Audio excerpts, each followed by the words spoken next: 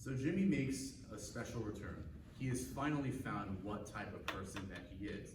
He understands that he's not limited to just being an autistic individual. However, despite what knowledge that Jimmy has, he realizes that some people will have mixed reactions toward him still. And one of the reasons behind this is that a quote by Laura Matrin, they state that people with autism are just natural specialists. What is this specialism that is defined, though? This specialism can go a long way. Autistic people can provide one source of significant discovery rather than just what we decide to base our perceptions on. And so because of this lack of knowledge in this certain specialism, we have to call for the re-examining of why this still puts autistic people under repression. And so today I will be providing 3 common misconceptions as to why this is still going on. The first one, autistic people don't have talent. This one is not true. You see, autistic people do have talent, it's just that you have to provide the correct setting in which that it can be recognized. And so a study done by Linda Marsa, she found that when interviewing autistic savant Rex Lewis Clark, she found that he was able to communicate more fluently with his use of playing on the piano rather than just verbally speaking. And another study found that when the GEFT, or geometric tracing test, when it was implemented on autistic people and gifted students drawing realism, they found that they were at the same range. And so these 2 studies point to that if you're able to correctly dissect the data and you're able to account for all variables of loss, you will be able to find it. Just it takes patience, and it's not always going to be found on what society demands as standards on providing adequate research. The second one, the caregiver, they're at fault. They provided poor guidance to that autistic individual. This is very misconceptualized, as really any caregiver, or most caregivers, are trying to find ways to cope with their nervousness about how to approach the idea of autism.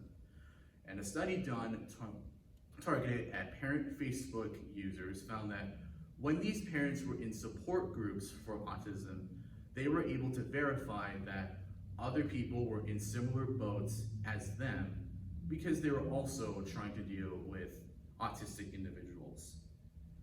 And so when these support groups were at controversy just because of how they were run, when these support groups were no more, parents felt that loss of warmth, because they were able to have a medium in which they didn't feel like outsiders.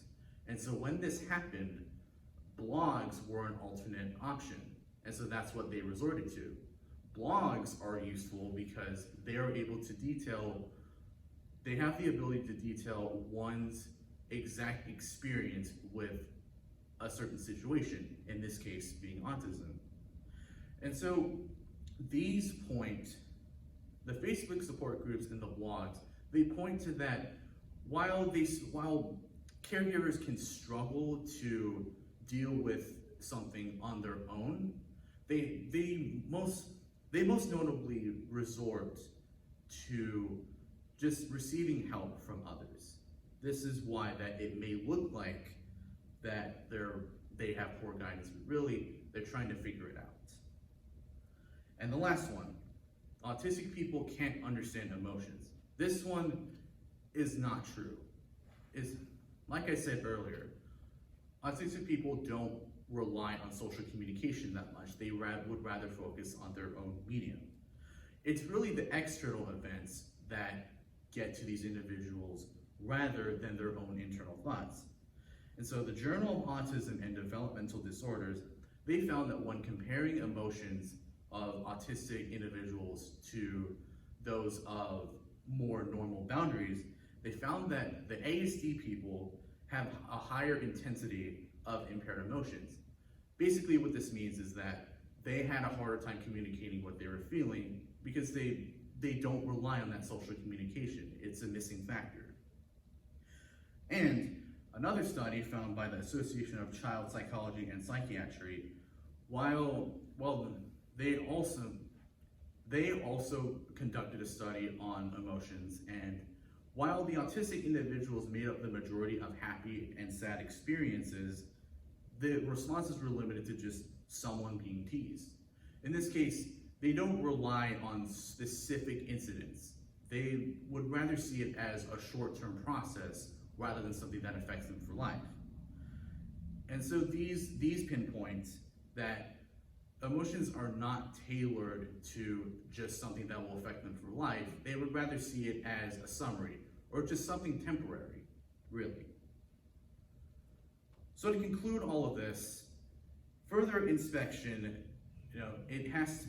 further inspection is needed to be able to help people overcome these constraints and just help better understand just what autistic people can feel in relations to just how they want to communicate.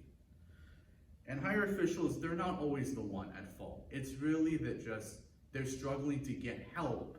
And so when the parents finally found those support groups, they were able to let it out. And emotions, they're not always set on specific details.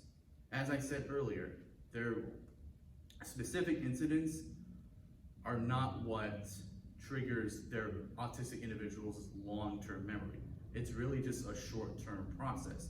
And so that's why when they were investigating the ASD people, this is why that they were having difficulty communicating what they were feeling because it was short-term.